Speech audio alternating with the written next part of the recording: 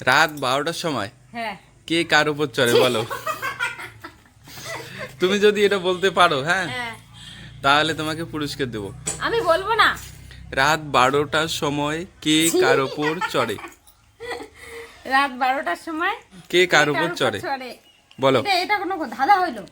একদম পজিটিভ ধাঁধা আছে, বলো। তুমি যদি বলতে পারো তাহলে তোমাকে তো আগে বললাম তোমাকে পুরস্কার দেবো। রাত 12টার সময় বলে কে কার উপর চড়ে? ছি, ছি। রাত 12টার সময় কে কার উপর চড়ে? হ্যাঁ, স্বামী স্ত্রী। স্বামী স্ত্রী। হ্যাঁ ছি, লজ্জা লাগে। স্বামী স্ত্রী চড়ে নাকি রাত 12টার সময়? তাহলে কে চড়ে? কে চড়ে? স্বামী চড়ে না স্ত্রী চড়ে বলো? এগুলো কোশ্চেন করো না তো। তুমি যেটা ভাবতেছো সেটা না, আমার হচ্ছে পজিটিভ ধাঁধা। রাত 12টার সময় হ্যাঁ। কে কার উপর চড়ে? অন্য কোশ্চেন করো না। যদি তুমি এই ধাঁধার উত্তরটা বলতে পারো হ্যাঁ তাহলে তোমাকে 500 টাকা পুরস্কার দেবো।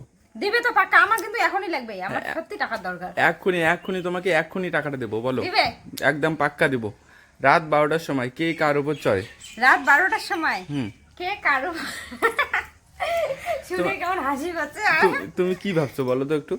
কি ভাবছো? বললাম না একটু আগে, বলো তো। বললাম তো একটু আগে, স্বামী স্ত্রী। স্বামী স্ত্রী, স্বামী স্ত্রী।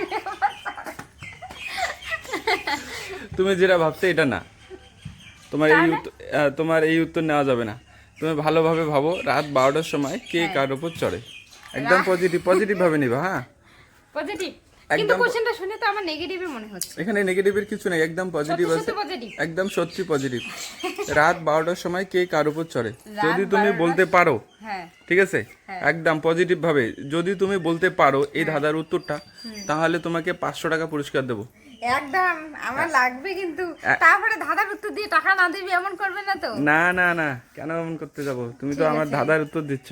রাত 12টার সময় কে কার উপর চড়ে? কে কার উপর চড়ে? রাত 12টা গাড়িতে চড়ে মানুষ। রাত 12টার সময় ট্রেনে চড়ে। ট্রেনে চড়ে। হ্যাঁ এখানে ট্রেনে চড়ে এটা বলতেছি না, যে রাত 12টার সময় কে কার উপর চড়ে। ওহো, কে বলো। কার উপর হ্যাঁ, বলো বলো। রাত 12টার সময় কে কার উপর চড়ে? যদি তুমি বলতে পারো তাহলে তো বললাম এই 500 টাকা পুরস্কার একদম। আচ্ছা, বলো। দাদা বৌদির উপর চড়ে। বৌদি দাদার উপর চড়ে, দাদা বৌদি। এটা হবে না, পাগল, একদম পাগল তুমি। দাদা বৌদির উপর চড়ে আর বৌদি দাদার উপর চড়ে, এটা একদম না। একদম পজিটিভ থিঙ্কিং নিয়ে ভাবো, পজিটিভ উত্তর আছে। রাত 12টার সময় কে কার উপর চড়ে? রাত 12টার সময় কে কার উপর চড়ে? হুম। রাত 12টার সময় ট্রেন লাইনে ট্রেন চড়ে। ওটা তো দিনের বেলা হয়ে চড়ে। রাত 12টার সময় কে কার উপর একদম চড়ে? পাক্কা 12টার সময়, একদম পাক্কা 12টার সময়, একদম ঠিক 12টার সময় চড়বে। এটা কি ক্লু দিলে নাকি? একদম ক্লু দিলাম তোমাকে, বলো। ঠিক 12টার সময়, একদম একদম পাক্কা। একদম পাক্কা ঠিক 12টায়, 1 12টার সেকেন্ডও সময়। এদিক সেদিক হবে না। কে রে? তাহলে 500 টাকা পাবো।